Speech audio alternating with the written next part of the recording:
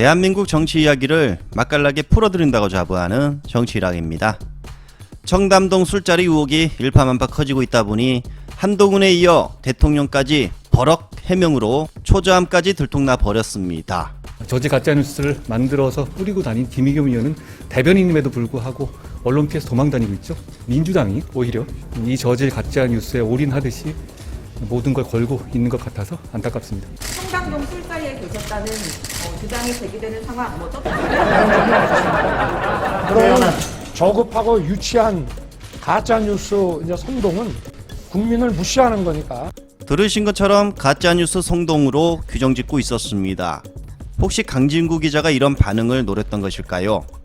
강진구 기자는 노영희의 뉴스 인사이드에 출연해 공개된 증거 이에 추가 증거 더 있다 라고 알렸습니다. 바로 이 부분에서 아마도 제 생각입니다. 결정적 증거를 까지 않고 지금까지 일부 증거만 공개했다 라고 볼 수 있지 않을까? 추가 증거가 있어요. 아까 2명 뭐 더 있다고 말씀하시긴 했는데. 아직까지 저희가 취재해서 공개하지 않았던 내용들이 녹취 파일들이 좀 있습니다. 이 밖에도 윤석열 대통령의 저급한 발언이 있고 난 후 김의겸 의원의 반격도 나왔습니다. 대통령께서 표현하셨던 저급하고 유치한 선동, 그 표현을 되돌려 드리고 싶습니다. 대통령께서 먼저 사과를 하신다면 그때 저도 한번 사과할 것을 진지하게 고려해 보겠습니다. 분명하게 그 술집에 난 간 바가 없다라고 명확하게 얘기해 주시면 되는 거 아니겠습니까, 당사자들이? 이 밖에도 김진애 전 의원과 한교익 마칼럼니스트의 속이 뻥 뚫리는 핵사이다도 터졌습니다. 지금 바로 이 모든 이야기 풀어드리겠습니다. 채널 고정. 정치일학 팩트체크.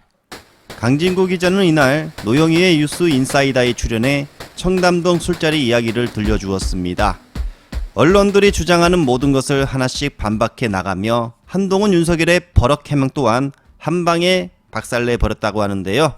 들어보겠습니다. 사실은 한동훈 장관은 제가 보도했던 내용들이 사실이면요, 직을 걸 필요도 없어요.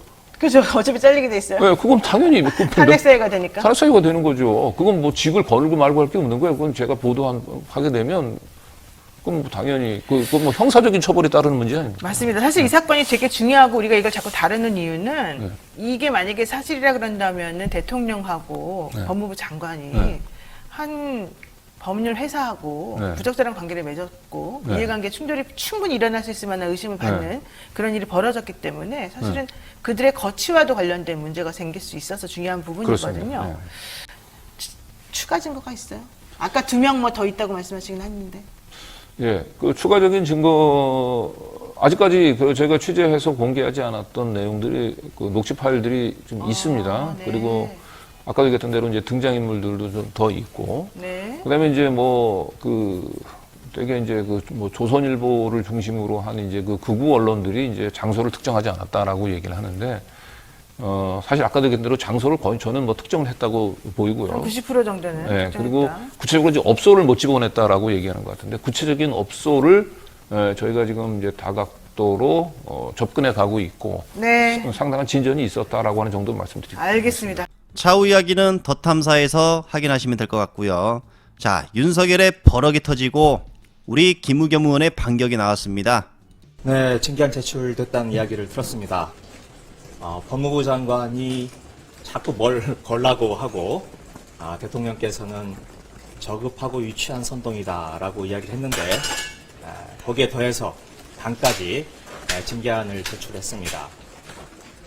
이른바 당정대 셋이 모두 우르르 몰려와서 저에게 몰매를 가하는 그런 느낌입니다.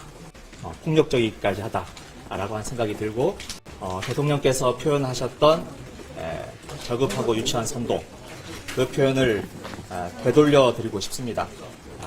이렇게 우르르 몰려와서 몰매를 가하는 것이야말로 저급하고 유치한 일이다, 이렇게 생각을 하고요.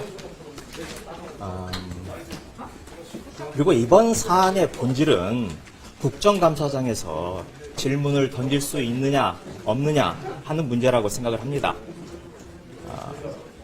한번 보시죠. 아주 구체적인 내용의 제보가 들어왔습니다. 그리고 그 자리에 있었다고 지목된 분이 그것도 평범한 일반 시민이 아니라 자유총연맹 총재까지 지내신 분이 그 자리를 주선했다고 인정을 했습니다.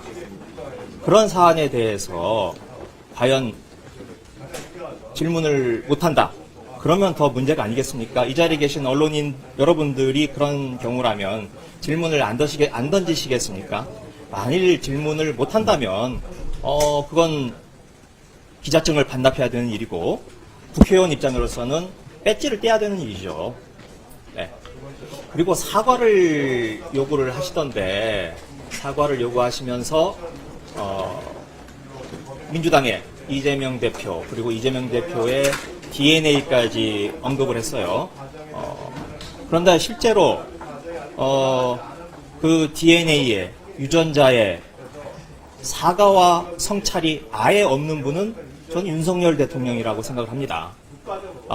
국회를 상대로 또 169명 민주당 의원 전체를 상대로 입에 담을 수 없는 표현을 하셨던 분인데 그분이 사과를 하셨나요? 대통령께서 먼저 사과를 하신다면 그때 저도 한번 사과할 것을 진지하게 고려해 보겠습니다. 김진애 전 의원의 직격이 나왔습니다. 윤석열 대통령이 가짜뉴스라 딱지를 붙일 수 없다. 지금은 시바스리가를 감추는 시대가 아니다. 자, 시바스리가는 무엇일까요? 바로 박정희, 군부 독재자 박정희가 그 술자리에서 마셨던 양주 시바스리걸. 자, 그걸 마시면서 피격을 당했죠. 자, 한교인 마칼럼니스트도 직격이 나왔습니다. 윤석열, 한동훈, 김앤장, 심야 눈바 파티 의혹 사건. 그들이 매우 거칠게 반응하는 것은 이 사건으로 윤석열 탄핵이 가능하다는 것을 그들도 잘 알기 때문이다. 김앤장은 송사와 노비를 전문으로 하는 사기업이고 한동훈 장관은 업무에 직접적인 영향을 줄 수가 있다. 윤석열은 대통령으로서 이들의 야합에 개입하여 조력을 할 수 있다. 이해 충돌에 따른 사안이 매우 심각하다라고 들추었습니다. 이들이 모여 우리는 하나다. 건배사를 했으면 불명한 국정농단이다. 윤석열은 탄핵이 되어야 한다. 눈바 형장이 있었던 사람과 관련자, 친구, 친인척 등등등 더듬어 생각하면 이 사실을 확인해 줄 수 있는 사람이 수백 명은 좋게 될 것이다. 숨긴다고 숨겨질 수 있는 게 아니다. 사실이 확인되면 빨리 끝내야 한다.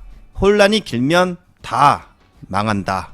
전화 내용이라는 게 있었던 거고 그건 조작하거나 만들어진 게 아닌 팩트입니다. 오빠가 그 녹취록은 사실이다라고 그 증거에 대해서 인정을 했다라는 얘기 등장하는 윤석열 대통령 새벽 3시까지 동백 아가씨를 불렀다라는 얘기까지 구체적으로 나왔는데 그 사실에 대한 당연히 당사자 확인은 당연한 거라고 생각합니다. 어떤 게 사실인지 그 내용에 대한 검증을 그리고 그 당사자가 분명하게 그 술집에 난 간 바가 없다라고 명확하게 얘기해 주시면 되는 거 아니겠습니까, 당사자들이?